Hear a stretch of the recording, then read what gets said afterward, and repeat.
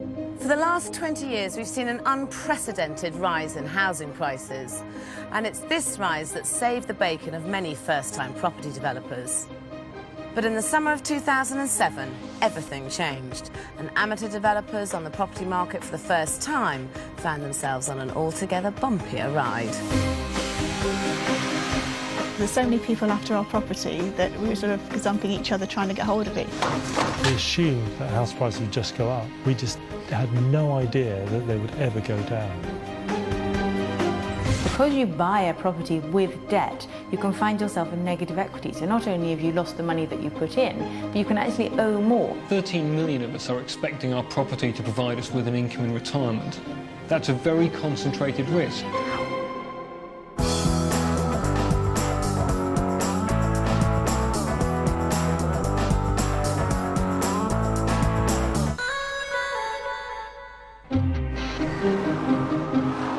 Adding space to add value is a basic principle of property developing.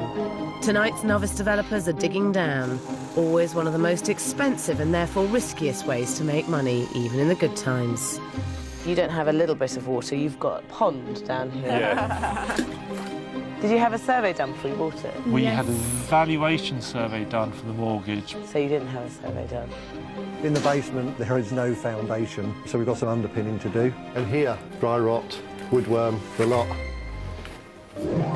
It's late 2007, and the once buoyant housing market is starting to slow. Even so, like millions of others, data consultant Chris Whedon and his wife Jules, a bank manager, hope property developing could help provide a pension. They think they found the answer with this two-bedroomed, 400-year-old cottage in Sheer, Surrey. But my, does it have problems. Not only is it falling apart at the seams, it's also absolutely tiny. But with no loft to convert and planning won't allow an extension, there's only one option left. We bought the house with specific intention of turning the cellar into a kitchen and changing the layout. If we start digging and we come across problems, then we're stuffed. That's our profit down the drain. And that's scary stuff, because when you start digging down, flooding, undermining the foundations and a lack of natural light are all expensive problems that can easily come your way. You've never done anything like this? Never done anything like this, no. Did you have a survey done before you bought it? We had a valuation survey done for the mortgage. So you didn't have a survey done? Not a structural survey, no. We've also been next door and it's in very good condition, and they've reassured us that ours would be as well. Hang on a minute. So next door was in good condition? No, that's So this will be all right as well, because it's built at the same time. That's a load of absolute hogwash. We're taking a flyer. Yeah, you are. Next door may have converted their basement, but this project still feels like a major flyer to me too, especially when the housing market's starting to become jittery. And then you take a peek at the figures. They bought the house for £346,000. There's a £115,000 budget, which is very small for such a big job. And the target sale of £550,000 would break the ceiling price for similar properties in the area. On these numbers, they'd make a good £89,000 profit. But I think even without a downturn in the market, these margins are dangerously tight. And how long is it going to be till this is finished? Between 8 and 12 weeks. It's a tough call. I mean, I'd put 16 weeks on this as a realistic timescale. There's going to have to be some pretty amazing project management to make this happen in 9 weeks. And the reality is you've bought a 400-year-old cottage that's semi-derelict. This is your first development, and you're doing all of this in a flat market with an optimistic resale price, hoping to make £89,000. Yep. Yep. Crikey. And it's not just their schedule and resale that's ambitious. This is one big development. The cottage is set out over 4 stories. On the top floor, there are 2 bedrooms, with another bedroom and bathroom below. Underneath, there's an unusual arrangement of a ground floor living area and a lower ground floor kitchen and WC, which provides access to the basement underground. Chris and Jules rightly want to knock down the internal walls to open up the small lounge, and then turn the lower ground into an appealing garden room. But it's the dark basement below where the plans go awry. The idea is to excavate down to get enough head height to put a new kitchen diner in, only there won't be a single window to the outside world. So this is where the nuts and bolts of this development is, really. I mean, you've got a huge amount of work to do down here to turn it into a kitchen. It's a lovely big space. I know you're digging the floor out, so you get proper head height, which clearly you need to do. But the big problem with your plan is that it has no natural light. Yes. Yes. And I think that's a huge flaw in it. But I have got a suggestion. Take the floor back and open out the whole of this section. The big challenge when you're converting a basement is to draw in natural light. Here, I would move the WC down to the rear of the new kitchen and knock through the wall to the basement area to bring in as much daylight as possible. What do you think of it as an idea? I can see the benefits to it, but it's really just sitting down with a piece of paper and really working out as to whether it would improve the selling price. Maybe even if it costs £5,000, it's certainly worth doing. It just will move this development from feeling like it's a little bit claustrophobic to giving it space to breathe. It'll definitely give us the wow factor, Yes. which is what we're looking for. Yes, we've got to make a decision in the next 24 hours because they're digging up the cellar tomorrow, so they can start the work, but if we're going to be doing some massive changes, we've got to make a decision now. So we've got to speak to our builder tonight, basically. Yeah. 33 miles away in East London's trendy Bethnal Green, meet graphic designer Pete and interior designer Louise. Newly married, this couple are hoping that Pete's own flat will secure a future income for them.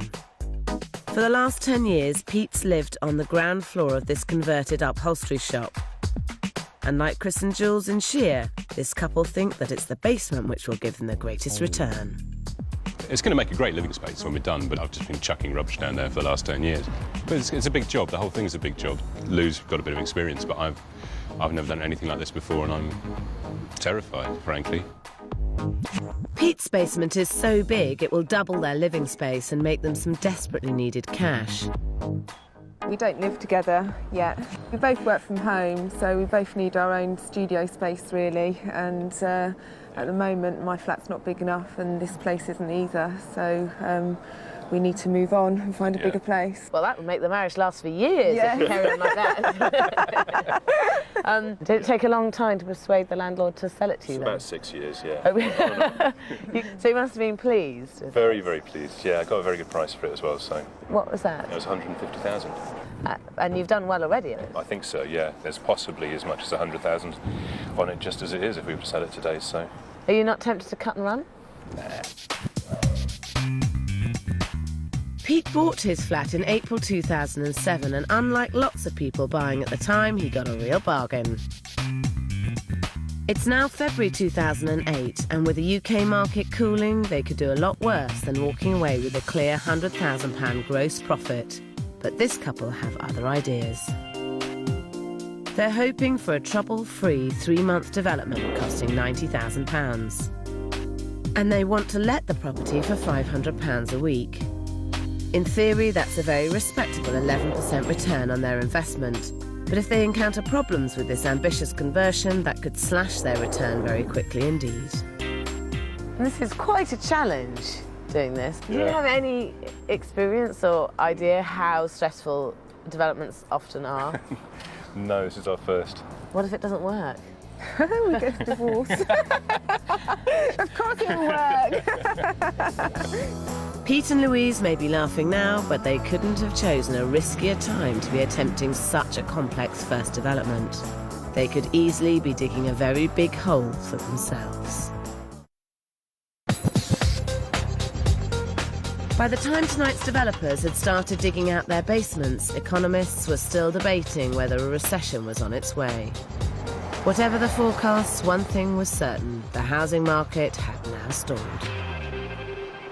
But for Pete and Louise Morder in Bethnal Green, East London, there's no going back. They're hoping to secure their future by developing Pete's old upholstery shop into a 2-bed rental property by converting one massive basement. Crikey, you've already started. Yes, we have. So what's this? Is this the swimming pool? Yeah. I'm training for the Olympics. It's not really a noisy one from a hole in the ground, is it? Great. It's a massive space you've got down here. And it goes right the way back, so that if you knocked through at the end, you'd get light to outside in the yard at the back. Yeah. But it's a lot of digging, and there's a lot of water you've got to get rid of. It's true. I think the cost of raising this floor will come in at quite a lot less than digging out down here.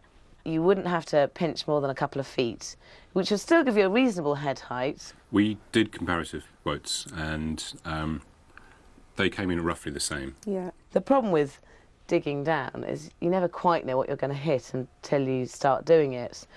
So I think if you want to keep on top of costs, it's probably better to raise the floor, because that's a quantifiable job someone can see and they can give you a price for. Well, there's a lot less unknowns.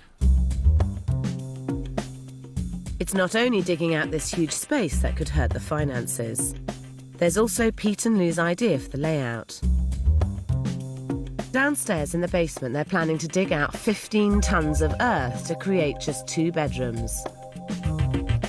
There'll be a master with ensuite at the back, leading to an oversized storage area, and 2nd bedroom to the front. Upstairs is little more than a glorified revamp, with a kitchen and shower area leading through to a large open-plan living space. I think there's a way of upping their total rent by as much as 30%. And your priority with this development really needs to be to get the rental value up, and to get the rental value up as much as you can, you need to get 3 bedrooms in here. I think for the sake of it, it will be worth doing. It's certainly something to consider, isn't it? I mean, we need to look at the plans and the size of the rooms. Yeah, I'm not convinced by that at all, really. I still think that a good open living space will be quite valuable to people that want to, you know, live around here. Pete and Louise could be missing one very lucrative trick. Upstairs, the first thing I'd add is a large bedroom and bathroom at the back, while keeping the lounge in the light front area. Basements are great for kitchens, and theirs would fit directly underneath. Crucially, there would be room for 2 more bedrooms and bathrooms to the rear. We wanted to keep the feel of, you know, the commercial property, really, with the high ceiling and the big windows at the back, and keep this as a nice open plan living space. I think the important thing when you make the decision, though, is to come back to why you're doing this. Yeah. It's all very well if you've kept the integrity of the building, but you still can't own a nice place together and live together. I think we need to discuss and not be so emotionally attached to it, and make a decision whether you want to really carve this place up into 3 bedrooms or 2. The bigger the basement, the more potential in the conversion. And Pete and Louise's is one big basement. But they could be throwing away its potential by not getting the right ratio of bedrooms to living space. It's intense talking to Sarah and being challenged about everything that you've held quite dear for quite a long time. Even if it is just a shop. Even if it is just a shop. We've never really wanted to put 3 bedrooms in here, but obviously for profitability, then it is a sensible idea. I'm not convinced as yet that that's what I want to do. An hour and a quarter away in Sheer, Chris and Jules Whedon are on day 1 of their development. The house is a 400-year-old wreck, but they haven't done a structural survey and have a mere 9 weeks to do the job. They originally planned a windowless basement kitchen, though I've suggested it will be relatively easy to punch a large opening into the sizable garden room to bring in some natural light. Having spoken to Tony, our builder, about Sarah's idea, we know it's going to look good, so that's what we've decided to do. There's still no escaping the fact that this is a precarious development. The building's ancient, the margins are super tight, and they're digging down into the unknown. That's it. That's all it is. In the basement, we found that there is no foundation, so we've got some underpinning to do. And obviously, there's cost implications as well. And here, this timber is completely rotted away. Dry rot, woodworm, the lot, which is a main support for the top of the staircase. All these bits and pieces need to be addressed and need to be addressed quickly.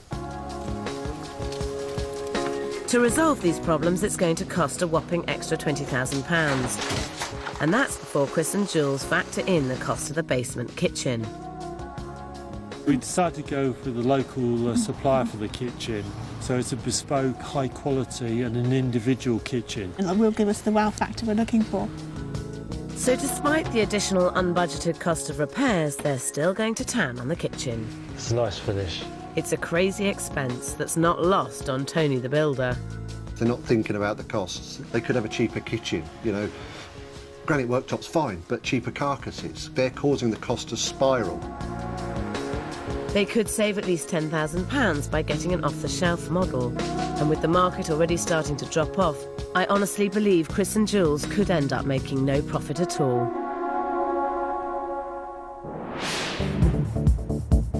In Bethnal Green, Pete and Louise are starting out on their massive basement conversion. Yeah, we decided to take Sarah's advice, raising the joists rather than digging down, simply because of the risk. We thought that would be safer. I mean, we were worried about the ceiling height, but I think it'll work. I think it'll be fine. Pete and Louise are potentially saving thousands by raising the floor rather than excavating into the unknown. That's one of the big decisions out of the way.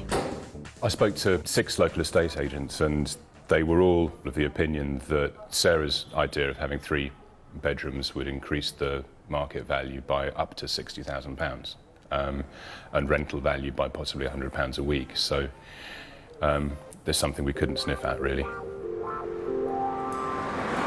The extra money could really help Pete and Louise secure their future. So far, they seem to be going with my ideas. But they're both creative designers, and a week later, they're not as convinced by other suggestions. I think we felt that it would be lovely to have a really beautiful kitchen that you walk in off the street into. It would be more conventional to have the sitting room upstairs and go downstairs to a kitchen, breakfast, dining space with a table, and it's sort of more normal layout. As it stands at the moment, we're quite happy with it. Yeah, I mean, I really like having the idea of having the kitchen up here. It's just, you know, I think we've got our hearts set on that now. However hard you try, the levels of natural light will always be compromised in a basement. And when space is tight, it is kitchens that are most suitable to being underground. More often than not, they're artificially lit. They also have plenty of surfaces that can be made reflective to lift the level of brightness. A palette of light tones can further enhance a fantastic subterranean selling feature. I mean, this is undeniably darker down here, isn't it, than upstairs? Yeah. It makes more sense to have the kitchen in the darker space.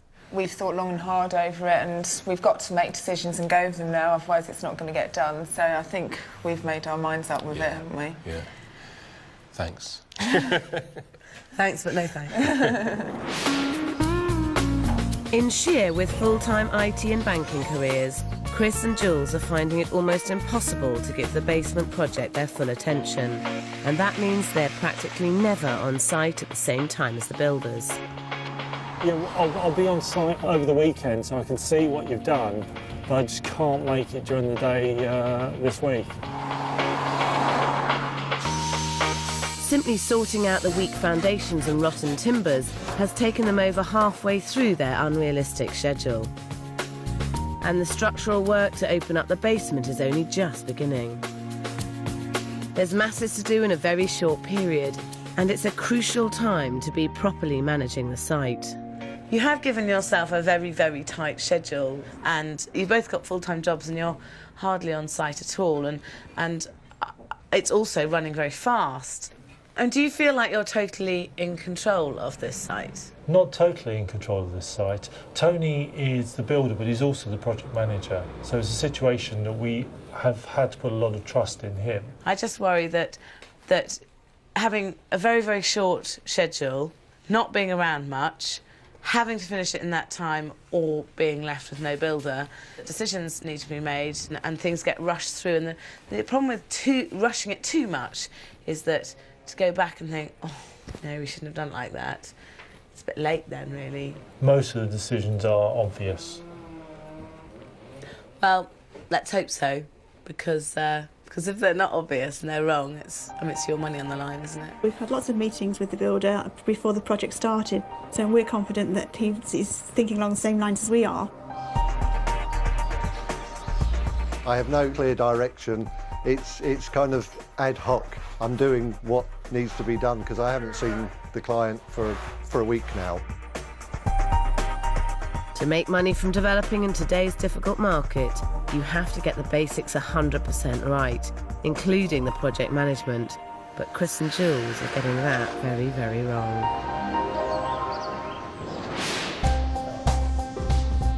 In Bethnal Green, Pete and Louise are on site every day, and they're well on the way to dividing up the upstairs to create that all-important third bedroom.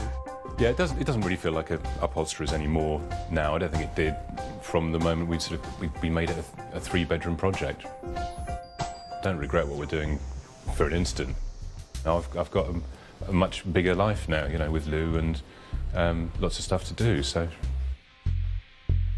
Financing that life relies on fitting 2 more good bedrooms and bathrooms downstairs in the rear half of the basement conversion. Lou's been working on the design, but plans can be very hard to visualise, so it's a good idea to clearly map them out. So this is a corridor into a shower room here, and then going through here, this is a bathroom, and then through here into 1 bedroom, and then down here through into another bedroom. To fit the beds in, you're going to have the pillows here, and the bed will take up all of this space. If you want to open the window or sleep on the other side of the bed, you've got to climb across the bed like this to open the window and to clamber back again, which, I mean, it's hardly sort of luxury living, really, is it?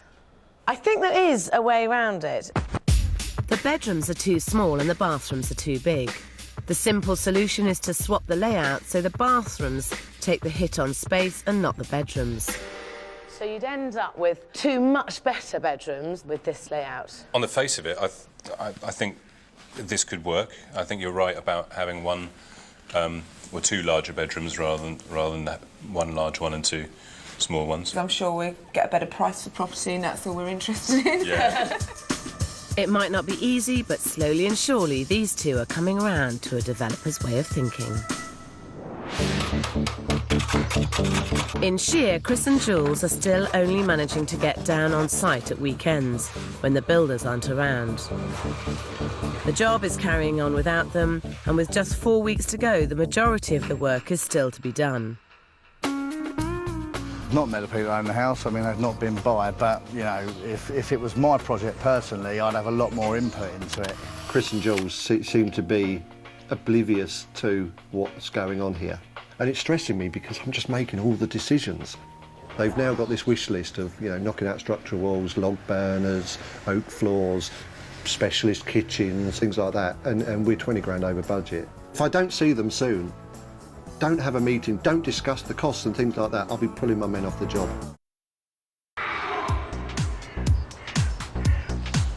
In Shear, Chris and Jules are struggling to combine their IT and banking careers with managing their basement conversion. They're so rarely on site that they're not just worryingly behind schedule, but completely out of touch with the changes being made. Wow! Where's my house gone? Tony's been working on the basement conversion with a minimum of guidance, and when Jules gets down there, it's a million miles from what she'd imagined. I thought that the staircase would be slightly wider, Tony. So coming today, seeing it this size, I was sort of slightly disappointed because the light issue is going to be a key feature of this room. For me to put a bigger staircase in, yeah, you would just have no room for a toilet, you'd have no room for units, no room for a boiler, no room for your fridge. Exactly. You know, so, you know, it's kind of a compromise. Tony has built a huge cupboard for the boiler, cutting in half what should be a fabulous 8-foot wide open staircase. The WC is now on the other side, further obstructing the view. So what was supposed to add light and space has suddenly become very dark and pokey. Aha! But it must make it terribly dark down there, doesn't it? Let's go down. So you've built a loo here, and then you've boxed in the other side to have a boiler, and you've ended up with a space that was going to be open and light, shutting it back in again. How did it get so far? I think it was just creeping along, and as we turn up on site, things have been done. It's our fault for not being on site often enough. I mean, there's always a way round any problem. You just have to persevere with it. And for the sake of a few £1,000s, you could move that boiler onto the side wall, which would take up less space, and lose all the joinery around it, and then you'd open this back up again. You've lost so much space that I think that you need to lose the downstairs loo altogether. If we don't have the toilet there, then does it affect the property? I mean, it's not ideal, but you're so compromised on space down here now. I don't think you can afford to have a downstairs loo. I want to go with what you're saying, because the idea of letting more light in is just going to be the best thing for this project, and to get the wow factor we were looking for originally. So we just need to tell Tony. I need to tell Tony. Over in Bethnal Green, Pete and Louise are reworking the layout downstairs to make sure they get 2 good-sized bedrooms. But the schedule is starting to slip. In fact, they're just 2 weeks off their deadline. The problem is these 2 designers can't stop tinkering with the plans. This time it's the stairs. If it was up to me, we would have had this job done in and out 8 weeks. But because of these changes, it slowed us down quite a bit and delayed us. Pete and Louise should have decided on their stairs weeks ago. The way that a staircase is designed can make a huge difference in basement conversions. I think I found just the place in West London to show them why. Now, this is the perfect example of what I feel you should be trying to create. Mm-hmm. You could envisage that staircase in our house, couldn't you? Yeah, absolutely. The stairs sit flush against the external walls of the property in an open design that allows as much light as possible into the downstairs. What's great about this is the simplicity of just having the wooden steps and the plain glass means that your eye isn't drawn away from the important thing, which is the great open spaces and the living areas. You're not concentrating on the stairs themselves. We've had a look at lots of different kinds of staircases, and really, this is the sort of thing that we're after if we can get it within the budget. How much is in your budget for the stairs? We're looking on the outside at 10 grand. I think you should be able to achieve something like this for that sort of figure. In the big scheme of things, for really nice contemporary stairs, this is at the cheaper end of things. It's definitely the direction I think we want to go in. Yeah, definitely. Good news for the stairs, then. Pete and Louise can now get cracking on a design. I think it looks really, really good. Yeah, it's beautiful. A week later, the front of the flat gets a facelift. Yeah, well done. And when at last the staircase arrives, the end is in sight. They're finally getting on top of their first ever development. There's been site meetings before work and site meetings after work. And at weekend, it's been a lot of work. Enormous amounts of stress, really, that I wasn't expecting. 3rd bedroom and bathroom and the staircase have definitely taken us way over our original budget, but then... we upped the specification of the staircase. We upped the spec of the whole flat, yeah, really. I think we can be really happy with the result. Yeah. It'll be worth it in the end. In Shear, Chris and Jules may be 3 weeks over schedule, but they're doing the courageous thing. The boiler is being moved onto a side wall and the WC has been taken out. It feels like a large kitchen as opposed to a sort of a squashed up kitchen. Galley kitchen before, that's what it was going to end up like. Whereas now this is open plan, very much open plan. With all the delays, it's now crucial that they get finished as quickly as possible. The bathroom is the last big job on this development. I found out the other day that It's actually a cast iron roll top bath, which is a bit of a nightmare. It weighs 115 kilos on its own. I've now got to reinforce the floor, reinforce the oak beams that run from side to side, because by the time that's got a grown person and it's full of water, it's going to weigh best part of a quarter of a tonne, probably more than quarter of a tonne. That's a lot of weight for this very flimsy floor. Do you want me to give you a hand? The bath is so heavy it has to be winched into place. It looks really light, hanging, doesn't it? It doesn't look like any weight at all. It takes some major manoeuvring, but finally the bath is hovering in position. Pull. I love my roll top bath, but I'm really worried about it because Tony, the builder, has told me that he thinks it's too big, and he's also said that there's not going to be enough room between the bath and the sink and the bath and the toilet. And I'm really worried that that might be the case. I think the bath needs to go, and it's not just because of its size. Wow. So why have you got a massive Victorian bath in here then? We didn't want a modern bathroom suite in a 17th century cottage. So you've got a 17th century cottage and then a couple of 100 years later bathroom. You're just sort of mixing, matching old things. Is anything old? Old things, yeah. As opposed to 1980s, modern. does that count? 1950s? When's your cut-off for old? Victorian, we'll stop at Victorian. But what's wrong with it? What's wrong with it? The sort of buyers who are around here, I think this is an old cottage, it's really sweet, but I think they are savvy, design-conscious buyers, and I think a sleek and contemporary bathroom would absolutely fit the bill in terms of your potential market. My concern is that you need to do what's right for this house, not have an interior that you just personally like. There is a little bit of us in there, but it looks good. So there's no swaying on the bathroom? No. In Bethnal Green, it's 7 months since Peter and Louise started their epic basement conversion. And wow, what a conversion it is. Their old upholstery shop has been completely retailored. Pete and Louise were sure they wanted the kitchen in the front room, but what a kitchen it is. They've combined dark wood and shiny steel and spotlights for a really high-end finish.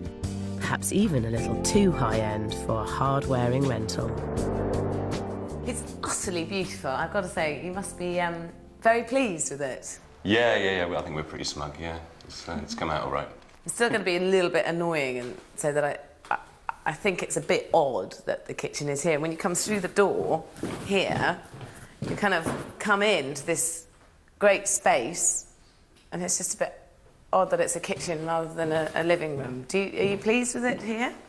I love it. I love it. You do? Yeah. So no second thoughts? No regrets at all. Maybe not. No. I mean, it is lovely and light. The big question mark always was, though, what's it like downstairs with the sitting room downstairs? Is it quite dark down there? No, you get plenty of light down there as well. It's worked out just fine. Let's see. The stairs down continue the wood-steel theme, with glass panels adding an extra dimension of openness. The front of the cavernous old basement is the property's biggest transformation. Again, the styling is immaculately contemporary, but does it pass muster as a living room? And the glass lets as much light as you possibly could get down here, but I think that raising the ceiling has made a massive difference in the sense of space. And I still think it's a shame it's not the kitchen down here, but it does improve it dramatically having this higher ceiling. Stacking the two living areas to the front means room for 3-bedroom suites rather than the 2 Pete and Louise had planned, adding the kind of major value you need to compete in a tough market. The budget rose from £90,000 to £112,000, which isn't bad looking at the spec. The big question now is whether the market, which changed beyond all recognition during their development, will provide anywhere near the £500 a week rent they were hoping for. On the rentals market, I think they've probably overspent. I think if you were doing this up to sell on, certainly the specification would be very good. Very clever, raising the floor and maximising the height in here. Most people who are trying to sell can't, as we all know, which means they're flipping over to the rental side, which unfortunately is saturating the market. Simple supply and demand dictates that everyone's going to be scrapping for a tenant, thus the prices will come down as well. 3 bedrooms, 3 bathrooms, I think this will certainly appeal to the professional rental market. In the current market, I'd hope to achieve around £485 a week. I would give this property a rental value of £500 per week. I'm very confident that we could achieve a figure of £550 per week. We've had 3 agents around to value it for rental, and they've valued it at £485 a week, £500 a week and £550 a week. That's great. It really is great. I mean, we've worked so hard for this, and I'm really glad that we've got pretty much what we were looking, well, a little better than we were hoping for. So you've done incredibly well, you bought very well, which is the key. And obviously you did this to rent. Do you know how much it would be worth now if you were to put it on the market? We could guess around, I don't know, 380, something like that. Well, we have had 3 agents in also to value it, just to see what they said, and they came in at 385, 420 and 450,000. That's 50 grand shy of £500,000. That's a ridiculous amount of money. So you'd make a profit if you sold it of between £123,000 and £188,000. I think you'd be better off selling it now than renting it out and then selling it in a couple of years' time when someone's ruined your beautiful finish. Oh God, that's a difficult one. If we could get 450,000 for it by selling it straight away, then I'm going to put you on the spot. Which do you think, sell or rent? She said, yeah. Yeah, sell. Yeah. Yeah, it's a sell. Brilliant. What flat? A while later, Pete and Louise decide not to sell and are now renting it out for £540 a week. That's a good 10% return. But personally, in today's market, I would have cut and run. But in Sheer, it's a different story, as the fall in house prices threatens Chris and Jules's development dream. When we started the project, there was no indication that the market was going to crash. Chris and Jules are finally putting the finishing touches to their basement conversion. Since they started this project, house sales in Surrey have dropped by 47%. But this couple are still convinced their development has got what it takes to beat the prevailing property prices. There's not a great deal of property for sale here, and it's such a sought-after village that houses go pretty quickly when they do come on the market. So we're hoping that even though this current situation with the market, we should still be able to sell it fairly quickly.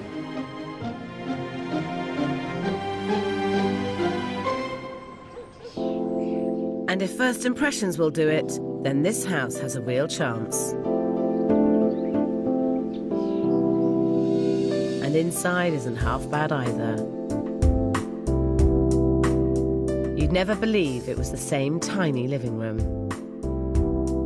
But it's downstairs where the major success is. In this development, Chris and Jules made a lot of expensive mistakes, but they persevered to achieve a great opening into what was once the basement, even if they did blow the budget on the kitchen. This is just fabulous. When you think about what this used to be, a damp and dark and dingy cellar with low head height and no natural light at all, and this is a transformation. We're really pleased that we took your advice on making it wider because there's more light in, and of course the views of the garden are great now. 2 lessons we learnt from this. 1, clear, accurate, concise plans, and 2, project managing it and being on site more often. Those 2 things would have meant that we wouldn't have had to have undone some things. Upstairs, they've kept the bedrooms clean and simple, which is the right thing to do with the limited space on offer. Although the bathroom perhaps feels a little bit too elaborate. So you stuck to your guns and decided that you're going to stay with the roll-top Victorian bath. Are you pleased with the end result? Really pleased, aren't you? Well, no, I think it's a slight hodgepodge of styles. This is based on your own bathroom at home, is it? Very similar, yes. My God, blimey, that's... No, but it swivels. It swivels. What, your head? Yeah, your head does, yes, but no, the actual, that does move. Ooh. But watch out for the water. OK, so bear in mind I'm 5'5". Yes. Which is not tremendously tall, even with it swivelling. Yes. But you're not meant to stand underneath, it's just meant to sort of shower you and then you've got the handset. But I mean, otherwise... So you've got to stay within this circle, yeah, i.e. here, and then you've got to get underneath it, but all swivelling onto you, with the curtain around you like this, yeah? We're looking at selling it to a small, thin person. Just not pregnant. This is certainly not an economy bathroom. Together with the kitchen and a raft of building problems, did Chris and Jules manage to get anywhere near their original budget? You started out expecting to spend about $115,000 on this development, and you've had a few problems along the way. How much did you end up spending? Near 141, just under that. Right. This was a full refurbishment with structural work. I think it was always a bit unrealistic, your schedule and your money on this. From the outset, Chris and Jules have relied on outperforming the local market to make a profit. But given the amount they've spent, they would now need to do that just to break even. And with buyers so thin on the ground, things are looking very tricky. This really is the feature of the property. This is a fantastic room.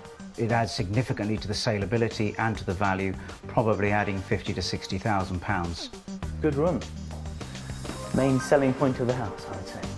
With a contemporary bath, you might have got the bath in one end and have a separate shower cubicle at the other end, which would have been better. I would value this property at £495,000.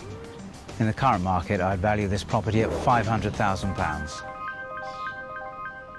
You have had two valuations, and those valuations have come in at $495,000 and $500,000. Right. So if you took the lowest valuation, that would be an £8,000 profit, and if you took the highest valuation, that would be a £13,000 profit. What do you reckon? I mean, it's a profit. Not enough. No, I don't like that idea. It's not enough for the amount of effort that's put in. I'm disappointed, actually. I really thought we would sort of head towards the 550. I think the difficulty is that there's this £500,000 stamp duty threshold. Yeah. I'm just not sure it's quite good enough to be able to take that leap above £500,000. But if I was you, I would put it on at $499,950. Chris and Jules decide against this and put the house on the market for £549,000. But 6 months later, with house prices still falling and no interest from buyers, they decide to rent it out for £1,600 a month. We're in property development for money, and after the amount of time, pain and effort that we put into that, we were not going to walk away with £13,000. No.